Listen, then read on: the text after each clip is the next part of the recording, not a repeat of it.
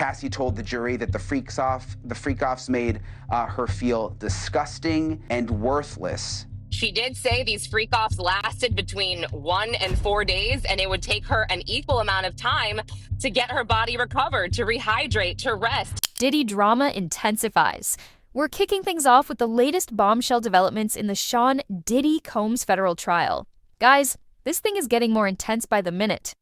Cassie Ventura, Diddy's ex-girlfriend and one of his accusers, is currently on the stand for her third day of testimony, facing some brutal cross-examination from the defense.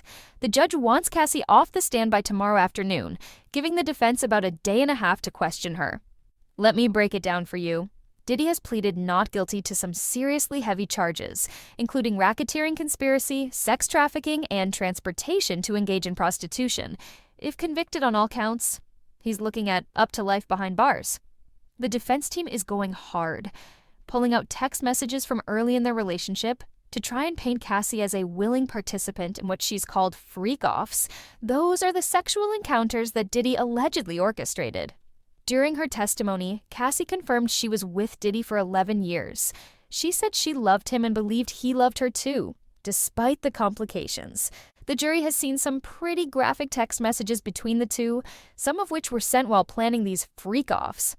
In one message from 2009, Cassie wrote that she needed to feel safe to be more open with the things we do in bed, and that a recent freak-off made her feel dirty and grimy. She mentioned that things felt different when they were so in love early on. Cassie also dropped some major revelations about drug use in the relationship. She testified that she believed Diddy was addicted to success and, at one point, opiates. She admitted that she herself was addicted to opiates for a period and said they took various drugs together, including MDMA, which she described as party drugs compared to the harder stuff. The defense is trying to argue that this relationship was way more complicated than prosecutors are making it out to be. They're acknowledging that domestic violence may have occurred, but they're pushing back hard against the sex trafficking charges, suggesting many fights stemmed from both sides being unfaithful. And get this, Cassie testified that she and Diddy settled her 2023 civil lawsuit against him for a whopping $20 million. When asked if it was fair to say Diddy's career was ruined after the lawsuit went public, she replied, "I could understand that, yeah." Cassie's testimony yesterday was brutal to hear. She broke down in tears, describing multiple violent encounters, including being beaten after a party, being chased by Diddy's security when she tried to escape, and a 2018 encounter where she alleges Diddy raped her. She also claims she witnessed Diddy get violent with others, including employees, and even recalled seeing him punch someone and hold a friend over a balcony. In one wild story, Cassie said Diddy lunged at her with a wine opener after learning she was dating Kid Cudi during a freak-off in 2011. She testified that Diddy even threatened that Kid Cudi's car would be blown up. Diddy's family members, including his sons and mother, are present in the courtroom, while Cassie's husband, Alex Fine, is also there supporting her. We'll be staying on top of this story as more details emerge from the courtroom. Chris Brown arrested in the UK. Our next big story has R&B superstar Chris Brown in hot water again. Brown was arrested earlier today, May 15th, at a 5-star hotel in Manchester, UK. Sources say he was detained at the Lowry Hotel around 2 a.m. UK time, just hours after flying into Manchester on a private jet. The arrest is related to some serious allegations Brown was taken into custody on suspicion of causing grievous bodily harm to music producer Abe Diao. The incident allegedly went down at Tape nightclub in Mayfair, central London, back in February 2023. Here's what's wild. The Sun newspaper apparently tipped off the authorities after becoming aware that Brown was in the UK. Met Police detectives traveled all the way from London to Manchester just to arrest him.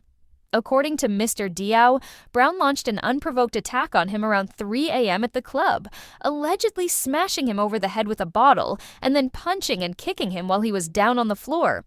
The producer had to be hospitalized and needed crutches after being discharged. Diao isn't just pursuing criminal charges. He's also filed a civil claim against Brown for a massive $16 million. That's about £12 million, in damages for injuries and losses from the alleged attack. This couldn't come at a worse time for Brown, who's scheduled to perform at 10 more venues across Britain next month as part of his Breezy Bowl Lex tour, a celebration of his 20-year career in music. The whole tour, which is set to kick off on June 8th in Amsterdam, could now be in jeopardy because of this police investigation. A spokesperson for the Met has confirmed that Brown remains in custody as the investigation continues. Taylor Swift Blake. Lively drama heats up? What's going on between Taylor Swift and Blake Lively? That's the question on everyone's mind after some seriously juicy allegations came to light. Hey, attorney Brian Friedman has just responded to Blake Lively's team with a sworn affidavit regarding alleged threats and extortion involving Taylor Swift. Let me walk you through this mess. The original bombshell report claimed that Blake Lively's lawyer allegedly threatened Taylor Swift and tried to extort her into releasing a public statement supporting Blake. The alleged threat: if Swift didn't comply, private text messages between the two would be released. Blake's team wasted no time shutting this down, calling the allegations categorically false and saying there was zero evidence. Interestingly, their denial letter wasn't signed by Michael Gatalib, the lawyer who was actually accused, but by another attorney from a different firm representing Lively. Friedman pointed this out in his response and doubled down by including a sworn affidavit executed under penalty of perjury detailing the factual basis for his original claims. Here's where it gets spicy. According to Friedman's affidavit, he had a phone call on February 14th, 2025 with someone very closely linked to Taylor Swift. This person told him that J. Douglas Baldridge, Taylor Swift's attorney, had received a call from Michael Gotaleb, who represents Blake Lively and Ryan Reynolds. During this call, Gotaleb allegedly requested on Blake's behalf that Taylor make a social media statement supporting Blake, given her absence from the Super Bowl this year. And here's the kicker: Gotaleb allegedly threatened that if Taylor didn't do it, Blake would release 10 years' worth of private texts between them. The source also claimed that Baldridge accused Gotaleb of extortion and ended the call right then and there. But wait, there's more.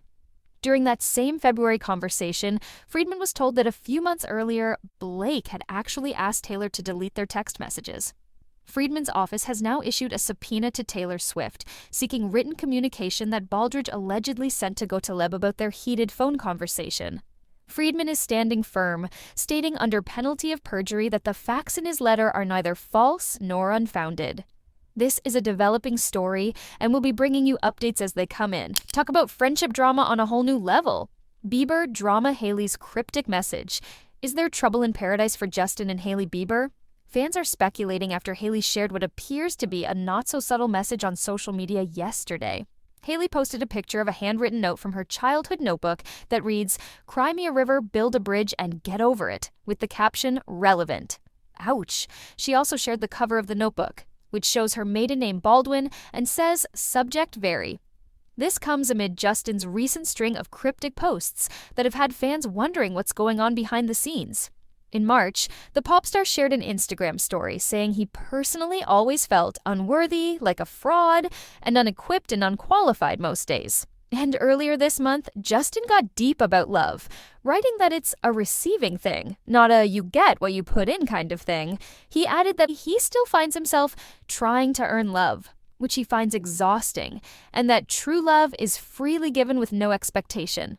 Is Hailey's post a direct response to Justin's emotional musings, or is it aimed at someone else entirely? The internet is buzzing with theories, but the Biebers themselves are keeping quiet about what's really going on. Katy Perry claps back at haters. Katy Perry is not here for the haters. The pop star took a moment during her Lifetime's tour stop in Chicago on May 13th to address recent criticism head-on. Perry laughed off claims that she's the most hated person on the internet, telling the cheering crowd, "Wow, they said I was the most hated person on the internet. I think that's false."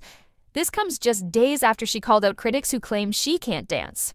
In a fan video shared on TikTok, Katy showed off some moves and said, "Show them that when they say I can't dance." The Fireworks singer also seems to be addressing the mixed reactions to her recent space journey. Just 1 week after joining 5 other women on an all-female Blue Origin space launch, she seemingly responded to the backlash during her tour opener in Mexico City on April 23rd, asking the crowd, "Has anyone ever called your dreams crazy?" Later in that same show, she brought 2 fans dressed in blue spacesuits on the stage, explaining they were dressed like her most current timeline. Going to space was apparently a long-time dream for Katy. She told Elle ahead of the April 14th launch that she had wanted to go for almost 20 years. Looks like Katy's living her best life and doesn't care what the haters think. Tragic end for beauty influencer. We're ending today with some truly heartbreaking news. Beauty influencer Valeria Marquez has died at the young age of 23 after being fatally shot at her beauty salon in Jalisco, Mexico on May 13th. The shocking attack occurred while Valeria was conducting a live stream on TikTok inside her Blossom Beauty Lounge. Video of the horrific incident has been circulating online, showing her clutching her abdomen before her body went limp.